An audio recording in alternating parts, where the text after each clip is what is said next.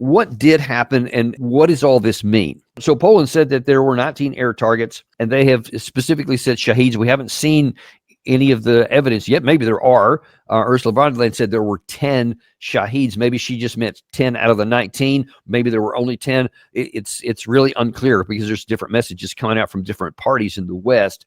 But again, we really need some photographic evidence. Russia did launch, and again, this is important to note, they did launch another 400 drone strike into Ukraine. And actually, there was quite a bit. They had over 40 cruise missiles were part of this one, too. The last few have been really heavy in the drones and lighter on the cruise missiles. This one overnight had quite a bit more. Ukraine allegedly shot down a considerable majority of them, but because the numbers are high, still a lot is getting through. And every night, more and more targets are getting hit in Ukraine. Their energy infrastructure, electricity producing facilities, factories, which apparently was the overnight primary target, military factories of drones, mechanical production, technology. They keep taking that off. There was a big American-owned technology firm that was hit a night or two ago. And all kinds of tactical attacks like that keep going on through there. You just can't keep having that kind of barrage go through, and it's not going to cause eventually some pretty significant damage inside Ukraine. But to their credit, they have been able to endure with all of these long-range strikes, and they have not buckled yet. And it probably is having some impact on the front line, but the primary issue on the front line is still the manpower issue. So what are the options of what happened here? So option one is that the drones were intentionally launched from Russia and that they wanted to send a signal of some sort. They clearly did not want to expand the war, and they did not want to attack Poland because, at least what's been reported so far, there were no armed drones that went in there. There were no attacks. None of the drones hit a building or anything else that hit their targets. It seems really unlikely that Russia would just say, all right, I'm going to send some actual regular Garans in to blow up something in Poland, because then that is completely against Russian national interest. The last thing Russia wants is to have NATO come in the war against Ukraine. In fact, Russia has done a lot to make sure that that doesn't happen. I mean, just rationally speaking, if you're in a position now to where you feel like, okay, we're already past a position where the outcome is determined. We are going to win. It's a matter of how much firepower we can bring on there and keep our casualties to some kind of acceptable level, and then just over time, just ground the other side to dust. They clearly are in that position right now. So in that position, the absolute last thing that you would even want to do is say, all right, I'm going to now do something intentionally that's going to draw the other side in there and now maybe bring more opponents into the war against us, because now then that would completely upset everything, and you would no longer be in this safe position. You may have a huge expansion of the war. Russia wouldn't want to do that. So that seems the most unlikely clause, that Russia wouldn't want to attack into Poland. Now, there is some possibility that they wanted to send some kind of a message. I've seen some people speculate on that possibility as well. But I don't know what message you would send that you would intentionally fire that many drones into. The one that has some plausibility is that Russia wanted to test Polish air defenses. They wanted to see how they would respond. They wanted to see where they would respond from, because certainly Russia can track all of that. So all of these, I think there was some F-16s, some F-35s that were used in this, some tankers, et cetera. I feel very confident that Russia's satellite capabilities and their tracking, they probably know where every one of those came up, just like our side knows where all the Russian missiles and drones came from. And you've seen that graphic we show periodically where it shows the tracks of the missiles. I'm sure that those are even open source stuff. So I'm sure that Russia's able to do the same. That's plausible. And so maybe they wanted to send some unarmed drones without the intent to blow up anything, but because they wanted to test. Can't discount that possibility. That's a legitimate one. One of the others is that the drones veered off course. I kind of tend to agree with Sikorsky on this. If it was a couple of them, then maybe you could say that. But if 19 is the genuine number, then it seems a little bit less likely that those were accidental. That I agree with, and the likelihood is that that was intentional from somewhere. Some sources are already claiming that these drones came from Belarus, not even from Russia proper. We'll see where that where the information leads to that too. Third opportunity is that we have to examine this as well. False flag. There have been some unsubstantiated, that I've not seen any substantiation claims already from some Russian sources, which said these came from Ukraine. Now, there certainly is motivation for this. And anytime whether you're talking about a crime or any kind of an action in wartime, you got to look and see who benefits, who's got something to gain. What are their motivations? So as we see, there are some potential motivations on either side. From the Russians I just mentioned, maybe they did want to test out the Polish air defenses. So in case the war does expand, they have some more knowledgeable about potential enemy capabilities there. That's a possibility. But then there's an equal possibility on the other side of that calculation that either the Europeans themselves or Zelensky had a motivation to make it look like the Russians were attacking. And so they launched these drones in and then just claimed so far without any physical evidence being provided that it came from Russia.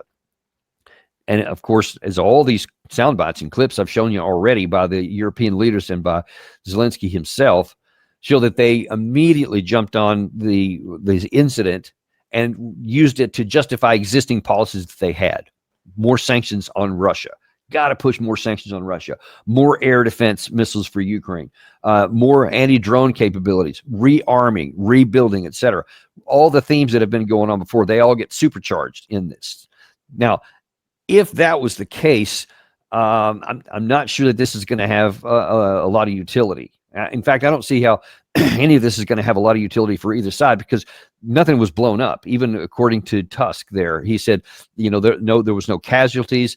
Nothing was damaged. I think I did see one thing where a building was damaged, but that could have been from the debris that fell after one of the air drones were shot down. But so far, no casualties have been reported. So this is not going to have a lot of legs because I'm sure that tonight there's going to be another round of drones coming in from Russia. There'll be other things happening on the front line. There's, all things, whether you're talking about Kupiansk, Liman area, Pokrovsk, or down in Zaporizhia area, the front line keeps going on every day. I mean, that keeps happening. The Ukraine soldiers keep losing troops every day. The risk to a breakthrough is ever present.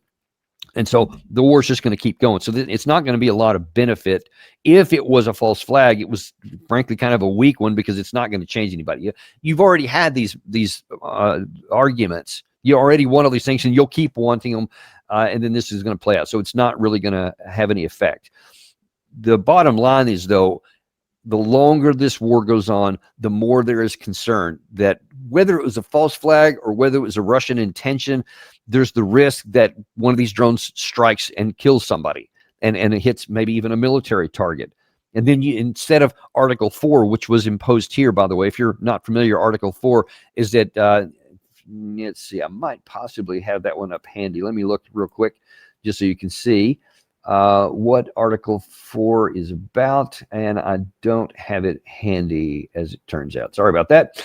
But basically, it's a level below Article 5. Article 5 is when one country has been attacked. Article 4 is when something happens puts at question the territorial integrity of a member, and then they can consult with one another. So it's one step below. It's it's not a war footing, but it's pretty close to it. So the fact that Article 4 has been officially invoked by Poland should get everybody's attention, because I just promise you, war would be a catastrophic outcome for everybody, for Russia, for Poland, for the United States, Germany, UK, etc. All these people who have some kind of fantasies that somehow we could win a war with Russia are just absurd and foolish to the highest degree. Everyone would lose. There is nothing to gain. We would never gain anything. Listen to this carefully. Even if you want to theoretically say somehow, if God forbid this should go nuclear, then all bets are off the table. But if somehow you could keep this on a conventional level, and theoretically, in some number of years, you could somehow defeat Russia, that would be catastrophic loss and failure for our side, because the cost would be astronomically high to achieve that Pyrrhic victory, because your cities would be in rubble. Look at Ukraine. It would be bigger than that because the stakes would be higher. So too would the level of damage and destruction. And of course, the likelihood of it going nuclear is really high. And even in the theoretical possibility of a victory conventionally for us on the other side, compared to what we have right now, would just be a unbelievable disaster of the highest order. And now it's not, you're trying to figure out where to find billions of dollars to rebuild Ukraine, what's already been destroyed so far. Now that it would be in the trillions, and where's that money going to come from? Anywhere, because everybody's going to have the same issues. And there's just not that much money to go around. It's going to obviously just gut everybody's economy. And so there's not going to be money. And just so you're talking about probably decades of turning into a pauper, what is right now a modern European state and a modern European continent. So the cost need to be examined here. Even the cost of so-called success. There is nothing to gain here and everything in the world to lose. We need to be paying a lot more attention to the what next. It's one thing I harp on all the time here, which too few, and it looks like apparently that includes the NATO Secretary General or the foreign minister for Poland or their president, certainly Zelensky. Nobody wants to look at the what next and then what. So if you take action. Hey, Danny, here's NATO's Article 4 in text. Yeah, thanks. Yeah, that's pretty much what I said a second ago. So you just see it written out there if you want to read the details. But the bottom line is that we need to be very, very careful about what happens next and what we do with whatever has happened here. We need to find out. We need to do an investigation and analysis. We need to produce the evidence of what happened. Look at these drones. If it came from Russia, we need to figure that out. Then we need to increase our consultations to make sure this doesn't go any further than it is right now. That's what we got for you. We'll continue to follow this, of course, and bring you any updates we have.